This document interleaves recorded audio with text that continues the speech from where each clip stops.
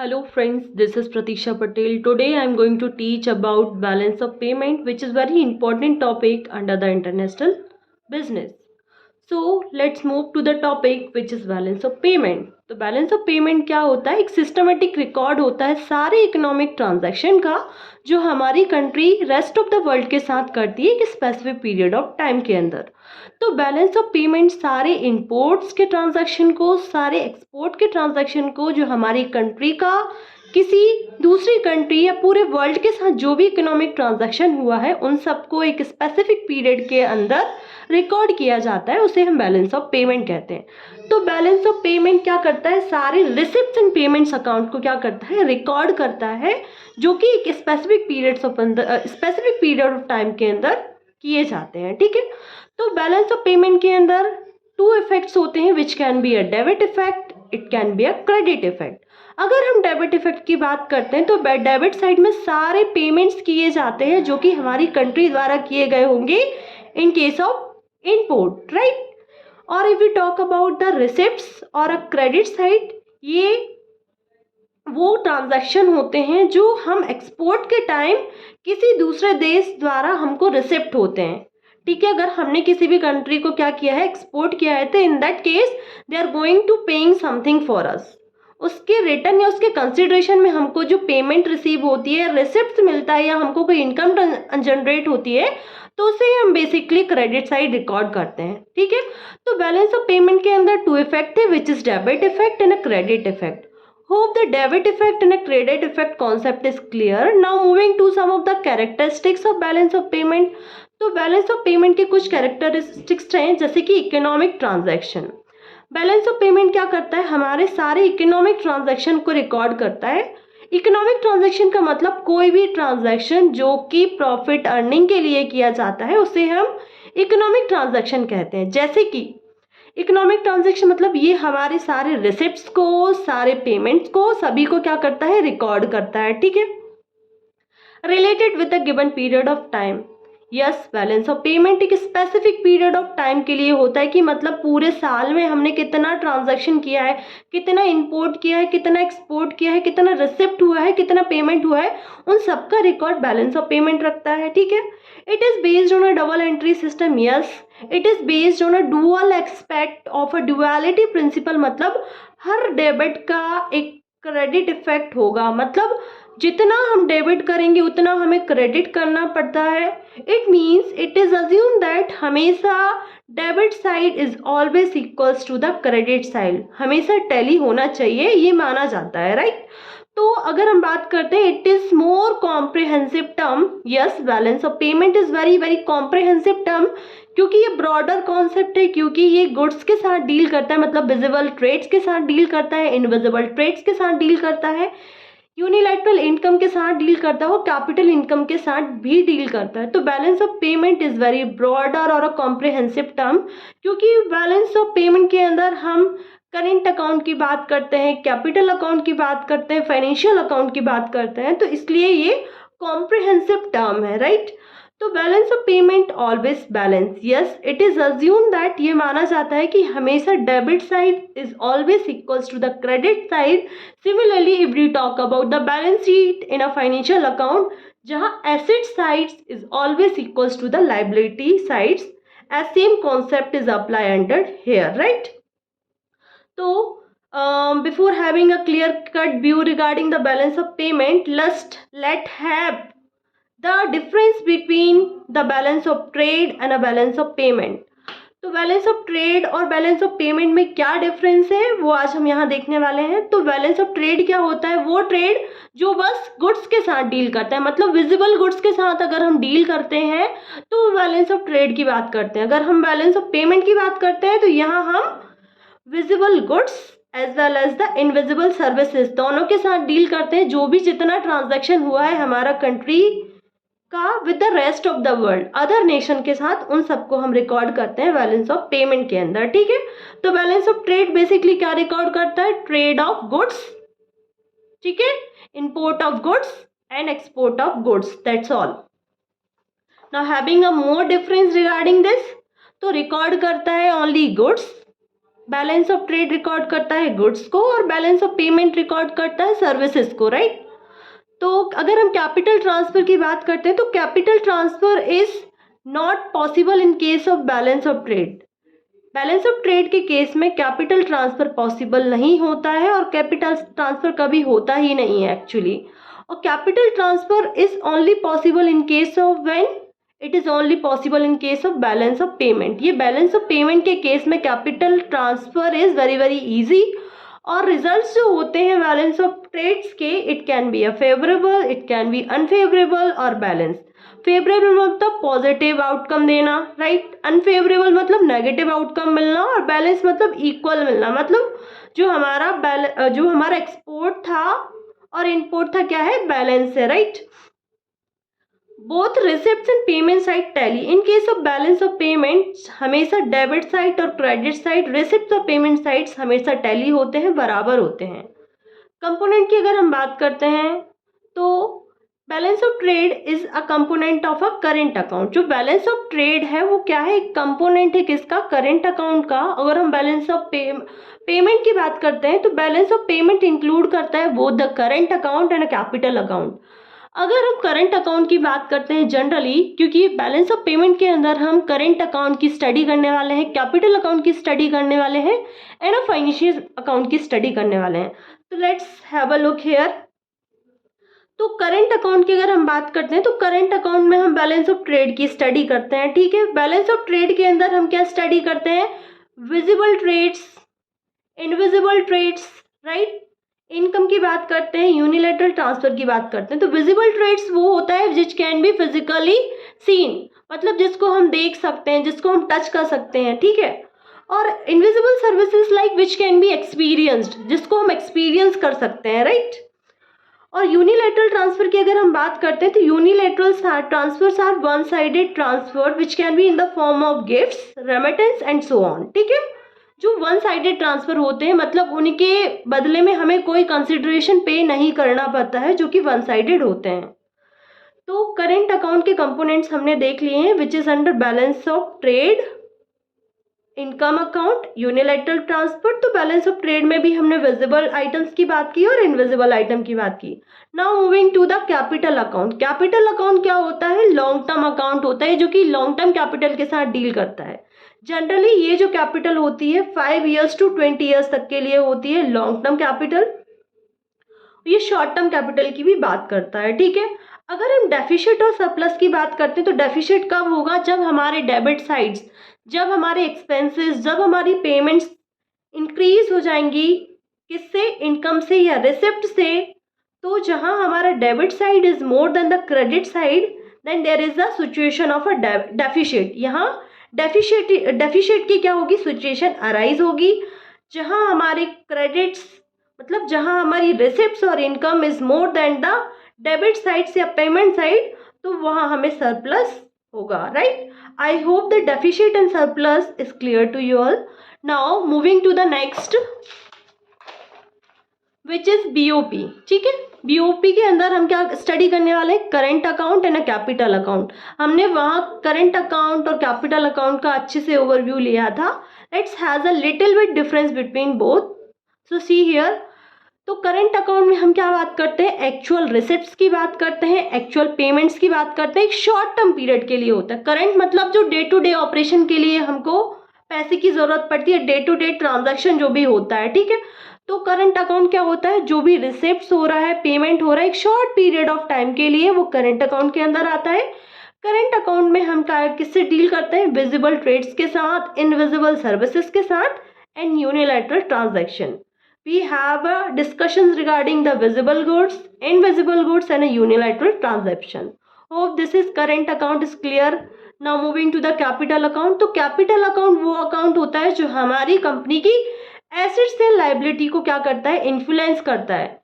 इससे चेंज होने से हमारी assets या liability पे क्या impact हो रहा है वो current account के अंदर कंसिडर किया जाता है।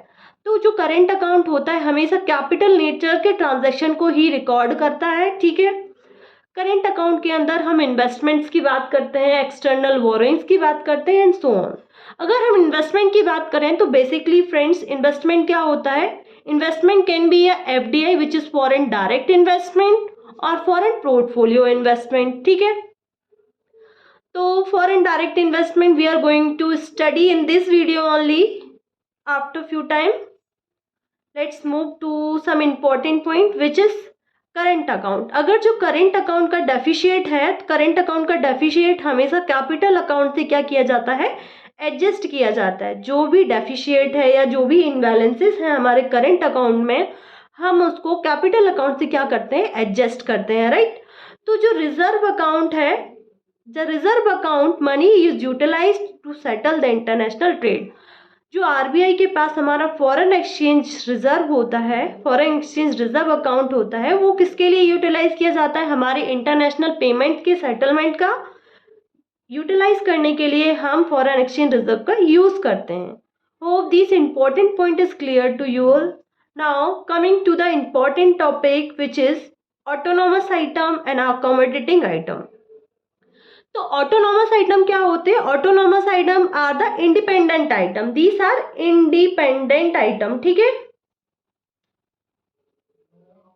इंडिपेंडेंट आइटम मतलब इसमें जो भी इफेक्ट होगा इससे किसी अदर चीज पे कोई भी इफेक्ट ना हो. ठीक है, इंडिपेंडेंट मतलब which do not have any impact from other. ठीक है, तो ऑटोनॉमस आइटम वो इकोनॉमिक ट्रांजैक्शन होते हैं जो कि बेसिकली प्रॉफिट मोटिव के लिए किए जाते हैं.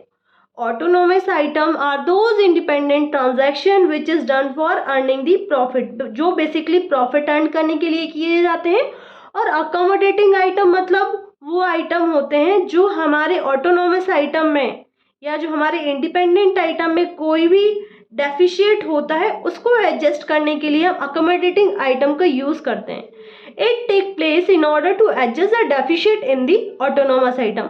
जो भी डेफिशिएट अराइज होता है ऑटोनॉमस आइटम में उसको ओवरकम करने के लिए, उसको एडजस्ट करने के लिए हम अकोमोडेटिंग आइटम का यूज करते हैं. ठीक है, ऑटोनॉमस आइटम को अबव द लाइन आइटम कहा जाता है और अकोमोडेटिंग आइटम को बिलो द लाइन आइटम कहा जाता है. Hope the difference between autonomous item and accommodating item is clear to you all. Now moving to the next topic which is foreign direct investment. तो foreign direct investment की हम बात करते हैं तो इन्वेस्टमेंट हम कैसे कर सकते हैं, एफडीआई के थ्रू कर सकते हैं, एफपीआई के थ्रू कर सकते हैं. तो एफडीआई की अगर हम बात करते हैं which is foreign direct investment, तो जब हमारी डोमेस्टिक कंट्री किसी फॉरेन कंट्री में 10% से ज़्यादा इन्वेस्टमेंट करती है किसी कंपनी के फिजिकल एसेट्स में. पॉइंट को नोट करना, जब हमारी डोमेस्टिक कंपनी से एन एग्जांपल जैसे कि इंडिया, अगर इंडिया अपनी डोमेस्टिक कंट्री है जो किसी फॉरेन कंपनी में, ठीक है, फॉरेन कंट्री में 10% से ज़्यादा इन्वेस्ट करती है किसी कंपनी के फिजिकल एसेट्स में, तो वो क्या होता है, फॉरेन डायरेक्ट इन्वेस्टमेंट होता है. फॉरेन डायरेक्ट इन्वेस्टमेंट इसके साथ क्या होता है, जब हम 10% से ज़्यादा किसी फॉरेन कंपनी में इन्वेस्टमेंट करते हैं उनके फिजिकल एसेट में, तो उस कंपनी का क्या होता है, हमारे पास कंट्रोल आ जाता है, कंट्रोल राइट, कंट्रोल या फिर ओनरशिप राइट हो जाता है हमारे पास, ownership right, even enjoying the voting rights. तो उस कंपनी में हमारे पास क्या हो जाता है, ओनरशिप राइट हो जाता है, even having the voting right. ठीक है, तो फॉरेन डायरेक्ट इन्वेस्टमेंट का मतलब समझ में आया, जब हमारी डोमेस्टिक कंपनी किसी फॉरेन कंट्री में 10% से ज़्यादा इन्वेस्ट करती है किसी कंपनी के फिजिकल एसेट्स में, तो उसे हम फॉरेन डायरेक्ट इन्वेस्टमेंट कहते हैं. इससे हमारे पास उस कंपनी का क्या होता है, ओनरशिप राइट मिल जाता है और कंट्रोल आ जाता है हमारे पास, even enjoying the voting right under that. ठीक है, अगर हम फॉरेन पोर्टफोलियो इन्वेस्टमेंट की बात करते हैं तो फॉरेन पोर्टफोलियो इन्वेस्टमेंट क्या होता है, जब हमारी डोमेस्टिक कंट्री किसी फॉरेन कंपनी में जाके, फॉरेन कंट्री में जाके 10% से कम इन्वेस्ट करती है किसी भी कंपनी के फाइनेंशियल एसेट्स में या फाइनेंशियल सिक्योरिटीज़ में. ठीक है, अगर हमारी डोमेस्टिक कंट्री या हमारी डोमेस्टिक कंपनी किसी फॉरेन कंट्री में जाके उस फॉरेन कंपनी में क्या करेगी, 10% से कम किसी फाइनेंशियल एसेट्स में इन्वेस्टमेंट करेगी, जैसे कि शेयर्स में इन्वेस्टमेंट किया होगा या बॉन्ड्स में इन्वेस्टमेंट किया होगा या किसी भी सिक्योरिटीज़ में इन्वेस्टमेंट किया होगा, तो उसे हम फॉरेन पोर्टफोलियो इन्वेस्टमेंट कहते हैं. ठीक है, I hope The concept of FDI, FPI is clear to you all. Now moving to the topic which is types of FDI. तो कितने टाइप की FDI होती हैं आज हम यहाँ डिस्कस करने वाले हैं. So let's move. Horizontal FDI. अगर हम हॉरिजॉन्टल FDI की बात करते हैं तो क्या होता है, जब हम इन्वेस्टमेंट, हमारी डोमेस्टिक कंट्री क्या कर रही है, इंडिया इन्वेस्टमेंट कर रही है सेम लाइन ऑफ बिजनेस किसी फॉरेन कंट्री में. मतलब जिस सेम लाइन ऑफ बिजनेस, मतलब जो बिजनेस इंडिया अपनी कंट्री में कर रही थी वही बिजनेस वो क्या कर रही है, फॉरेन कंट्री में जाके सेम लाइन ऑफ बिजनेस में क्या कर रही है, पैसा इन्वेस्ट कर रही है. तो उसे हम हॉरिजॉन्टल FDI कहते हैं. जो बिजनेस आप आपकी कंट्री में कर रहे थे वही आप दूसरी कंट्री में जाके कर रहे हो, तो वो क्या है, horizontal FDI which is foreign direct investment. और अगर वर्टिकल FDI की बात करते हैं तो हम यहाँ इन्वेस्टमेंट करते हैं सप्लाई चेन में. Supply chain in the word मतलब जो प्रोडक्शन, अगर हम प्रोडक्शन प्रोसेस की बात करते हैं तो यहाँ डिफरेंट स्टेजेस होती हैं.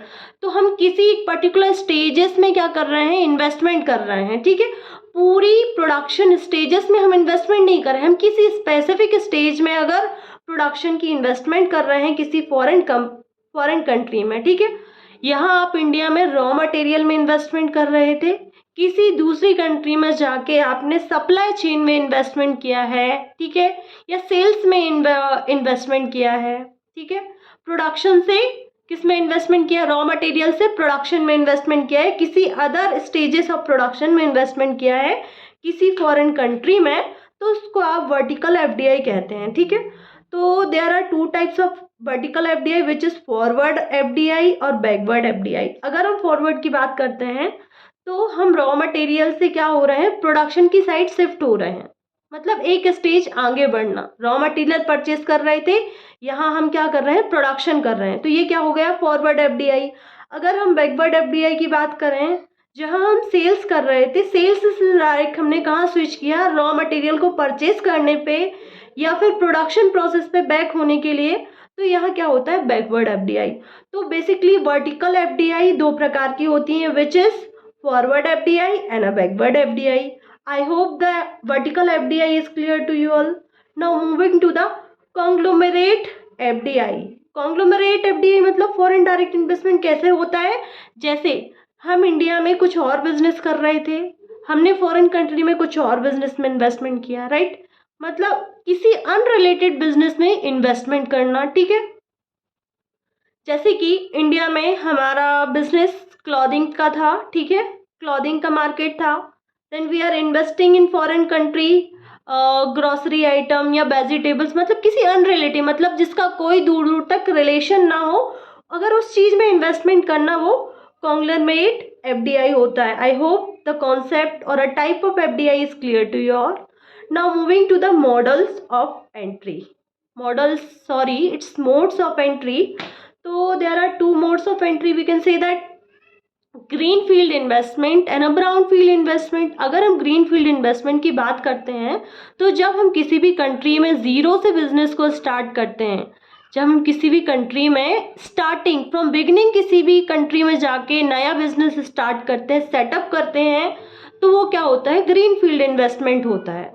नया बिजनेस बनाना. ठीक है, किसी भी फॉरेन कंट्री में जाके वहाँ इन्वेस्टमेंट करना, नया बिजनेस को जनरेट करना.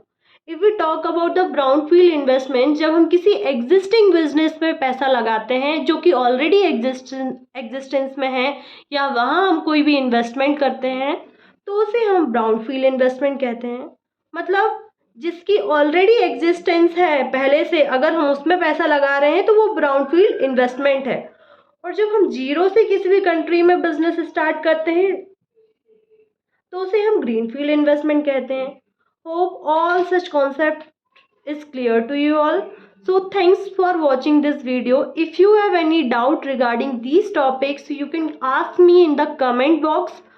And thanks for watching this video. Thanks.